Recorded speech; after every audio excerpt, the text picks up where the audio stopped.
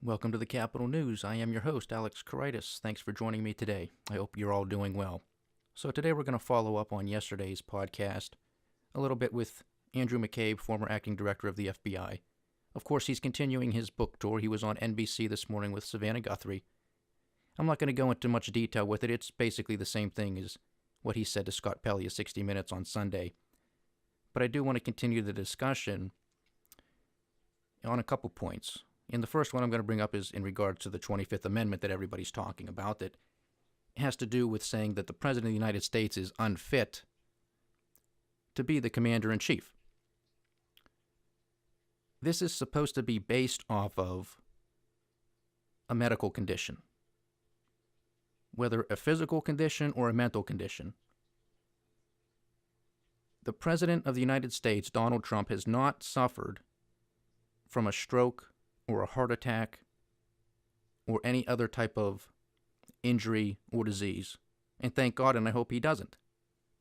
I don't wish that on anybody, and I definitely wouldn't want to wish that on the President of the United States. That's a very important position. And I think people start to overlook that, and have been overlooking that, and say, well, it's just the 25th Amendment, a whole bunch of cabinet members, the quote-unquote deep state, the DOJ, the FBI, maybe some members of the CIA. They want to get involved. They want to overthrow the President of the United States. No big deal. Wrong. It's a huge deal. And it's not to be brought up nonchalantly in everyday conversation. Had the President suffered from a stroke or a heart attack and left him physically unable to perform the duties of the President of the United States, or left him lacking the mental abilities to fulfill his duties of the office, then you can have a serious discussion. But that's only after such an incident. That's only after qualified medical professionals have made their opinion and have made it known to the Vice President and to the Cabinet. Then you have that serious discussion. You don't have that discussion because you think the president's crazy. If you're a Democrat, you all think that Donald Trump is crazy. If you're a Republican, you all probably thought that Barack Obama was crazy. And so on and so on and so on. That's just politics. That's just the emotion of it. You don't overthrow the President of the United States because you disagree with him. If you disagree with him, don't vote for him. Vote for somebody else in 4 years. So the 25th Amendment, this has absolutely nothing to do with the case in hand. This has absolutely nothing to do with what McCabe, James Comey, Lisa Page, Peter Strzok, the whole lot of them at the FBI and the DOJ wanted to bring up and say, President Trump's got to go, let's use the 25th Amendment. Let's do it. Remember, they're investigating him for a treasonous act. They think he worked with the Russians. Of course, they know he didn't, but that's their insurance policy. This is the game they want to play. If you want to prove a link, and you can prove a link to that being the case, of course, so far they haven't. We know the Senate Intelligence Committee has come out and said there's no collusion between Russia and Trump. Even the Democratic members of that Senate Intelligence Committee admit to such. So what's going on here? If he's committed treason, report those findings to Congress, and then Congress can impeach him. That's how it works. That's in the Constitution. You don't go to this cockamamie argument, oh, it's the 25th Amendment. Let's get him out of there because it's convenient. So that whole story stinks from the beginning, because their whole argument is he's being investigated for collusion with Russia, meaning he's a puppet on Putin's string, which of course is not the case. But they don't care, because they were involved in setting him up. They were involved in staging a coup to overthrow the President of the United States. This is not a game, ladies and gentlemen. This is a serious act. This isn't a video game. This isn't a novel. This isn't a movie. You overthrow the President of the United States, that has serious implications and ramifications throughout the entire world, not just the U.S. What would happen to the economy? What would happen to the stock market? What would happen to the fabric of our society, as fragile as it is? You don't just do this because you disagree with somebody. We have a system in place to deal with it. And it's not coming up with some fancy legal arguments. And from the analysis that I've heard, none of it even makes sense to me. Because if he committed a crime of treason, that's not a 25th Amendment offense. That's treason. Impeach him. 25th Amendment has to do with his inabilities to serve for physical or mental reasons. But we live in a world now where the facts don't matter. The Constitution has been shredded, thrown out the window. It's only used when somebody thinks they have an argument for it. And so here we are, once again, dealing with more drama. I just can't wait till this Mueller investigation is done and over with. And hopefully it is soon. That'll turn out to be a big nothing burger. And then you'll see tantrums and hissy fits from the left. You'll see the likes of Adam Schiff, Nancy Pelosi, Jerry Nadler, the whole lot of them come out and say, don't worry, Bob Mueller couldn't find anything, but I can. Can't outsmart this mind. You can get past Bob, but you ain't going to get past me. You watch and wait. We'll have the report. It'll be nothing. There'll be a hissy fit for a week or two, and then the Democrats will open up and continue with more and more investigations. It's not going to end until Trump puts his foot down, declassifies some documents, and believe me, the fireworks will be hard to miss. Now, another point that I want to bring up is a continuation of the deep state, the U.S. intelligence community, because we were told in that McCabe interview on 60 Minutes that President Trump agreed with President Putin over the U.S. Intelligence Committee in regards to North Korea's capabilities of launching a missile strike on the continental United States. President Putin said North Korea doesn't have the capabilities. U.S. intelligence said, we're not quite certain, we think they might. Not 100%, not a slam dunk like going into Iraq with weapons of mass destruction. But we're more inclined to say yes than no. Okay, and we may very well have that evidence that would lead our intelligence community to say more yes than no. Okay, that's fine. But McCabe sat there dumbfounded that the president would side with Putin, or at least somebody else, over U.S. intelligence. I gave a list of things that the U.S. intelligence community messed up royally. These weren't small potatoes. These were serious issues that we're still dealing with today. And let me add another point to the list. The president knows he's being investigated by the U.S. Intelligence Committee. Maybe that's another reason he doesn't trust them, or he has some trust issues. They're investigating him. He knows this. He knows there's a witch hunt going on. He knows there was an insurance policy from members of the FBI. He knows there's holdovers from President Obama's DOJ and FBI that don't care for the president, and in their personal communications have made it known that they don't like him. They didn't want him to win the election.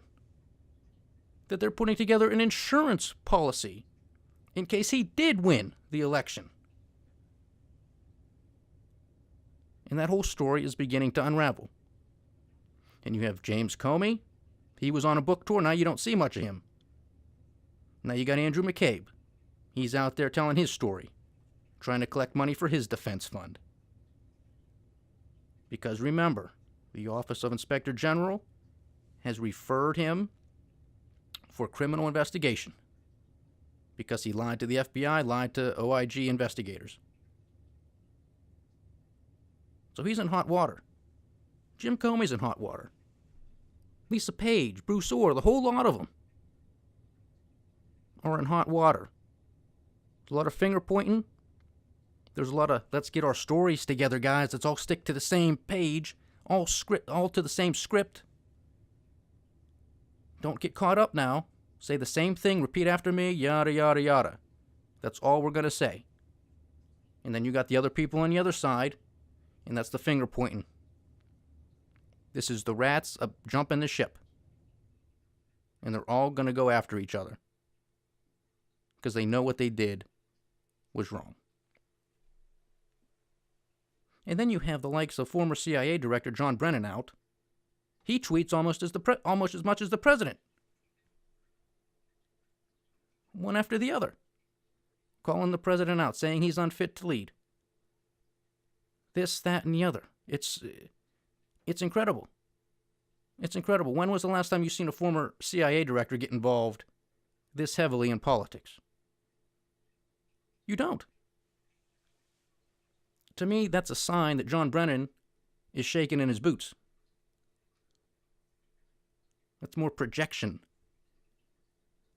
He's projecting. He's saying President Trump is guilty of that which John Brennan happens to be guilty of. And I think John Brennan may just be a key architect of all of this deep state stuff to get Donald Trump. He's definitely a key player. And I'll get into that in subsequent podcasts. Now, moving on to the 2020 race. We have currently 9 Democrats who have officially announced their candidacy for the presidency of the United States of America. How many more we're going to get, I don't know, but it's a full stage so far. I imagine we'll probably get a few more. Maybe have a full dozen. I wouldn't be surprised if we top a dozen by the time it's over. It's still early yet. I mean, we don't have voting until next year. Remember, this is 2019, not 2020. It keeps getting earlier and earlier and earlier. It's getting out of control. But at least it's consistent with everything else. Everything else is out of control. Well, let's take a look here at the list. We have Senator Cory Booker, also known as Spartacus. And I'm going to go through this list sort of from the perspective of a Democrat, of a liberal, of a socialist, whatever you want to call them. Whatever bucket you want to put yourself in, because everybody's in buckets on that side. So we're going to look at this, see how many buckets and boxes they check off. Okay? So we have Senator Cory Booker, Spartacus, man of the people. He's a black guy. Well, that's a box. He's also out there talking about being vegan. That's another box. Then we have, and excuse me on this pronunciation of his last name because I don't know him well enough, Mayor Pete Buttigieg. Sorry, like I said, I'm not familiar with him. But he is a mayor from Indiana. He's a veteran. And he's openly gay. And he's a young white male. So, being a white male is sort of a strike against him. But he's not an old white male. So, maybe that's half a strike against him. And he's openly gay, so I think that's a full check. He checks that box. Now, who is he? Of course, not a lot of name recognition, but David Axelrod, who is President Obama's former political campaign architect, has given him high praise. Said he's an up-and-coming young Democrat. So that must have given him quite a bit of confidence. He threw his hat into the ring, at least to get some name recognition. Maybe get up, become a congressman, mayor, more than a mayor, senator, something like that. Moving on, we have Julian Castro. He's the former mayor of San Antonio and President Obama's Secretary of Housing and Urban Development. Now, Julian Castro is a male, but he's a Hispanic. So we get to check that box. He got to dodge the old white male. He's a Hispanic. Check that box. Then we have Representative Tulsi Gabbard of Hawaii. Well, she's a female, so you get to check that box. She's a Hawaii Army National Guards woman, so you get to check that box, and she did serve overseas. So I applaud her for that, thank her for her service. But she endorsed Bernie Sanders in 2016. Why is that a problem? Well, because it sort of marks her as a quote-unquote maverick. She's a maverick of the Democratic Party because she broke ranks.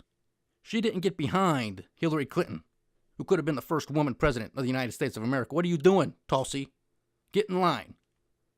Well, she didn't. She evidently agreed with Bernie Sanders. So she's crazy too, but at least she's convicted. She has some conviction. She stood up. She said, not going to do it. I don't like Hillary Clinton. I prefer Bernie Sanders. Okay, so she's a maverick. She's out there. So we'll see where she ends up. Then we have Senator Kirsten Gillibrand of New York.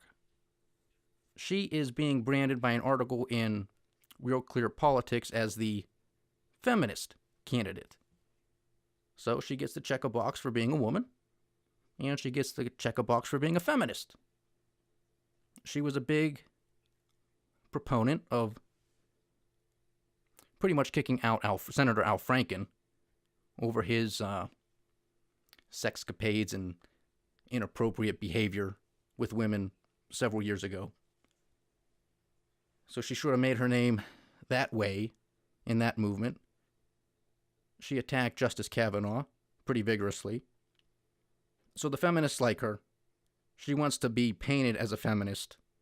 So that's her lane. That's where she's going to stay. Because all of these candidates, they have to pick a box. And they're trying to check as many boxes off as they can. It's identity politics coming home to roost. You thought it was bad in 2016. There was only two of them up there. Hillary Clinton and Bernie Sanders. And look how divided that was all the way to the convention. And there's no doubt that there were a lot of people that didn't come out to vote for Hillary Clinton because of all of this shenanigans and the divisiveness that occurred during that election.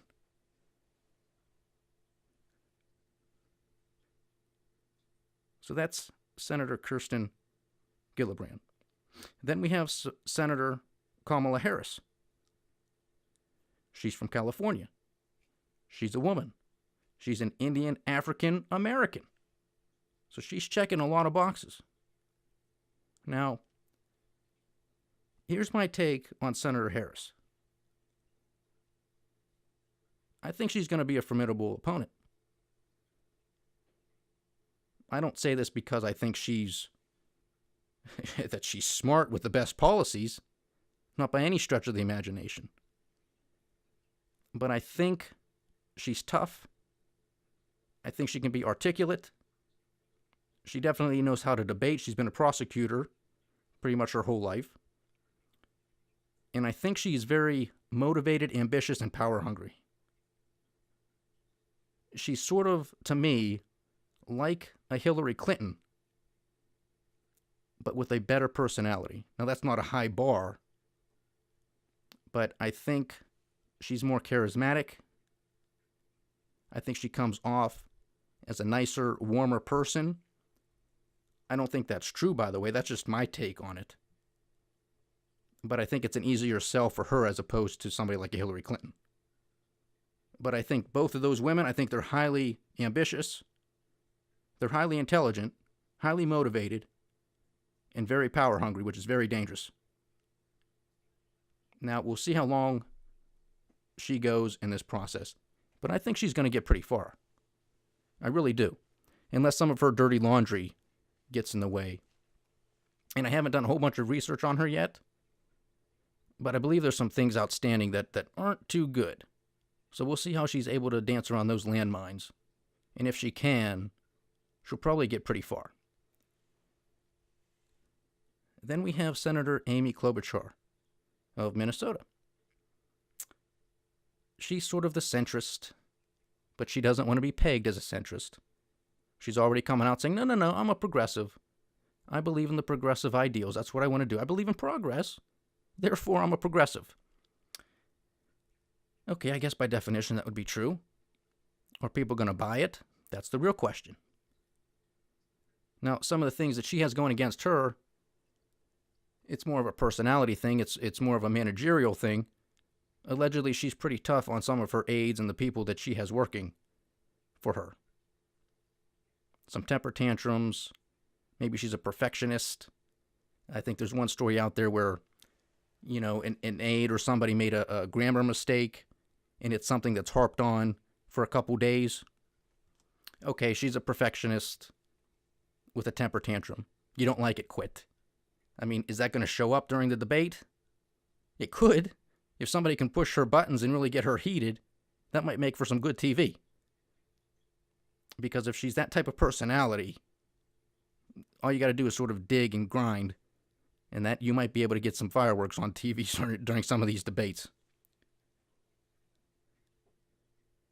Then, of course, we have Senator Elizabeth Warren of Massachusetts. We got Pocahontas. We have Pocahontas. She has no chance in hell. But she's going to keep running because that's what she's going to do. I found an article, the Fiscal Times. Let me read some of it to you. This obviously relates to Senator Warren. Elizabeth Warren proposes universal child care, paid for by taxing millionaires. Senator Elizabeth Warren, who's running for the 2020 Democratic presidential nomination on Tuesday, unveiled a universal child care plan that would cap families' expenses at 7% of income, no matter how many children they have in care. It would be paid for, Warren says, by her proposed wealth tax. I'm going to get into this a little bit more tomorrow because I could probably do a whole podcast on this article alone in conjunction with another short blurb from Real Clear Politics on Senator Warren. So I think I'm going to do that. I'm going to save this for tomorrow or a rainy day. Because if I get into this, I'm going to go off for half an hour. So I'm just going to wait. We'll have this conversation tomorrow. But we'll continue with our list because Pocahontas was number 8. Well, who makes number 9? Well, ladies and gentlemen, he just threw his hat into the ring today, February the 19th, 2019.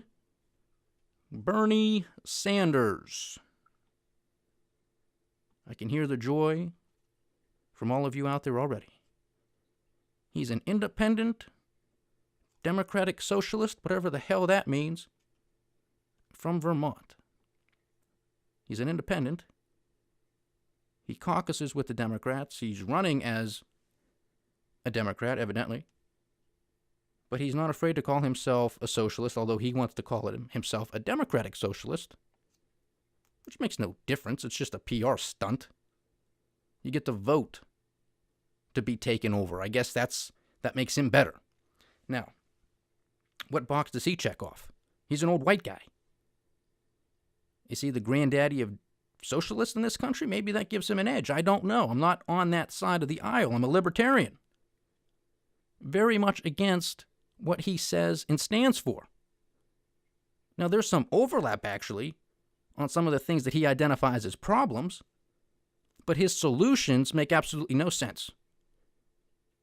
It's like saying you go to the doctor, you have a cold. Bernie Sanders is the doctor. He says, yeah, you got a cold. We got to amputate your left foot and your right hand. You say, whoa, that doesn't make any sense, doc. I'm no doctor, but that doesn't make any sense. And it doesn't. That's what Crazy Bernie is called, Crazy Bernie. because he has crazy ideas. Drink a lot of fluids, get some rest, call me in the morning. No amputation. Now, Bernie Sanders was interviewed this morning, and there was obviously some back and forth with 2016 and some of the differences today. Well, in 2016, some of his policies were considered quote-unquote radical. They still are, although he says now they're more mainstream. Let me tell you something, Bernie. Just because more people agree with you doesn't make it any less radical than what it was 3 years ago.